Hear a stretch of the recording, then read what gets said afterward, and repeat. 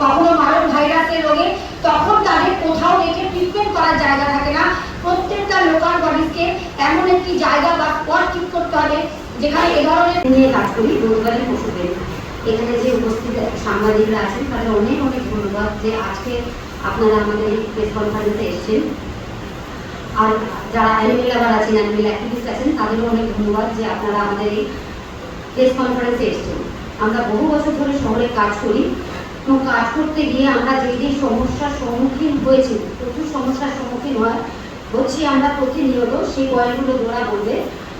তার জন্যই আজকে আমাদের প্রেস কনফারেন্স করা। সেটা হচ্ছে শহরের যে মিডিয়াগুলো আছে তাদের মাধ্যমে শহরে যে পশুপ্রেমী যারা আছে বা সাধারণ জনসাধারণ যারা আছেন বা আমাদের যে প্রশাসন আছে তাদের কাছে আমাদের বক্তব্যগুলো, আমাদের অসুবিধাগুলো, চার পেয়ে বাচ্চাগুলো কি সুবিধা অসুবিধার ভিতর দিয়ে যাচ্ছে, কী কী সাফার করছে না করছে, সেগুলো আজকে আমরা সবাইকে জানানোর জন্য এবং তার প্রতিকার যাতে হয় তার জন্য কিন্তু আজকে আমরা এই প্রেস কনফারেন্সটা করছি।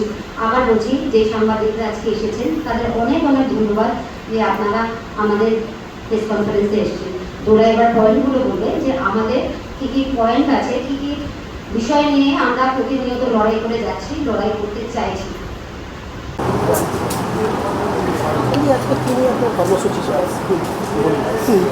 আমরা সমস্ত অ্যানিমেল লাভাররা এই যে রাস্তার পশু স্ট্রে অ্যানিমেলস যারা আছে তাদের ওপর লাগাতার যে অত্যাচার চলছে এবং তাদের জন্য AWBI বা সুপ্রিম কোর্টের তরফ থেকে যে অর্ডার দেওয়া আছে তার কোনোটাকেই মান্যতা দেওয়া হচ্ছে না ওয়েস্ট বেঙ্গলে। সেই কারণে আমরা নোটাকে ধরেছি আমাদের প্রতিবাদের ভাষা হিসেবে, সেই ভাষা হিসেবেই আমরা নোটাকে ধরেছি। তাই আজকে আমাদের এই প্রেস কনফারেন্স। আমরা সরকারের কাছে এই বার্তাটা দিতে চাই যে ওরা যখন ভোট দেয় না, ওদের জন্য কেউ নেই, কোনো রাজনৈতিক দলই ওদের পাশে দাঁড়ায় না, কিন্তু আমরা তো ভোট দিই যারা ওদের ভালোবাসি। তাই এবার আমরা ভোটেই এফেক্টটা ফেলতে চাই যেন ওদের যে সুরক্ষা, ওদের বেঁচে থাকার অধিকারটা প্রতিষ্ঠিত করতে সাহায্য করে সরকার, বা প্রতিষ্ঠিত বা সুনিশ্চিত করে। সরকারের বিরুদ্ধে যে অভিযোগগুলো করছেন, আপনারা কি লিখিত আকারে সরকারের কাছে আবেদন করেছেন? আচ্ছা, লিখিত আকারে প্রকল্পগুলো আপনারা পাচ্ছেন না পশুদের জন্য? হ্যাঁ, আমরা কিন্তু বিভিন্ন জায়গাতে ছেড়ে হয়তো ধরুন আমি আমার লোকাল বডিজকে অ্যাপ্লাই করেছি যে কেন স্টেরিলাইজেশন ইমিউনেশন হয় না, বলে এসবের জন্য আমাদের কোনো অর্ডার নেই।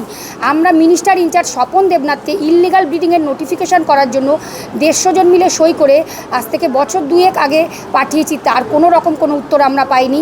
তবে হ্যাঁ, সরকারের কাছাকাছি পৌঁছানোর কিন্তু আমাদের কাছে কোনো রাস্তা নেই বা আমাদের অত ক্ষমতা নেই, আমাদের অত প্রভাব নেই। তার জন্যই আমাদের এই নোটা ভোটের সিদ্ধান্ত। আচ্ছা, মেয়রকে আমরা চিঠি দিইনি, তবে মেয়রকে এটা তো পেপারেই বেরিয়েছিল 1,80,00,000 মেয়র। দেখুন, আমি একটা মেল একবার করেছিলাম যে ABC রুলসটা কেন হয় না বা কিছু, এই নিয়ে না কোনো রেসপন্স পাইনি আমি। আপনাকে তো প্রথমে ওই যে আপনি যে অভিযোগটা করছেন কলকাতা প্রশাসনের উপরে, তাকে আপনাকে তো প্রথমে জানাতে হবে, তারপরে উনি কি করছেন তারপরে আপনি বলতে পারবেন। ফল পাননি?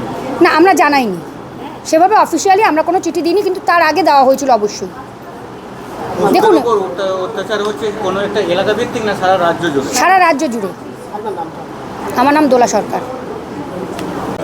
ABC রুলস মানে অ্যানিমেল বার্থ কন্ট্রোল রুলস 2023, সে অর্ডারের কোনো রকম ইমপ্লিমেন্টেশন আমরা সারা পশ্চিমবঙ্গের কোথাও দেখতে পাইনি। উপরন্ত আমাদের তারকেশ্বরের ডিস্ট্রিক্ট ম্যাজিস্ট্রেট বলছেন এটা নাকি মাতৃত্ব হরণ করা হচ্ছে এবং NGOর গাড়িকে আটকে রাখছে, স্টেরিলাইজেশনে যেতে দেবেন না, কারণ ওনারা নিজেরাও করবেন না, কাউকে করতেও দেবেন না, এটা নাকি মাতৃত্ব হরণ।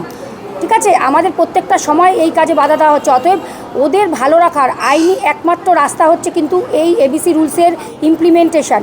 ওদের বার্থ কন্ট্রোল যদি না করা যায় তাহলে কিছুতেই ওরাও ভালো থাকবে না, ওরা ভালো না থাকলে পরিবেশটাও কিন্তু ভালো থাকবে না। সবসময় এখানে একটা আইন বেআইন ঝামেলা ঝঞ্ঝাট প্রত্যেকটা পাড়াতে লেগেই থাকবে। তাই ABC রুলস 2023 কেন 2024 এখনও পর্যন্ত কোনো লোকাল বডিজ, একমাত্র বাঁকুড়ার DM এই ABC রুলসকে ফলো করেছেন, তার বাইরে পশ্চিমবঙ্গের কোনো প্রান্তের কোনো রকম কোনো লোকাল বডিজ এই ABC রুলসকে কোনো রকম মান্যতা দেয়নি।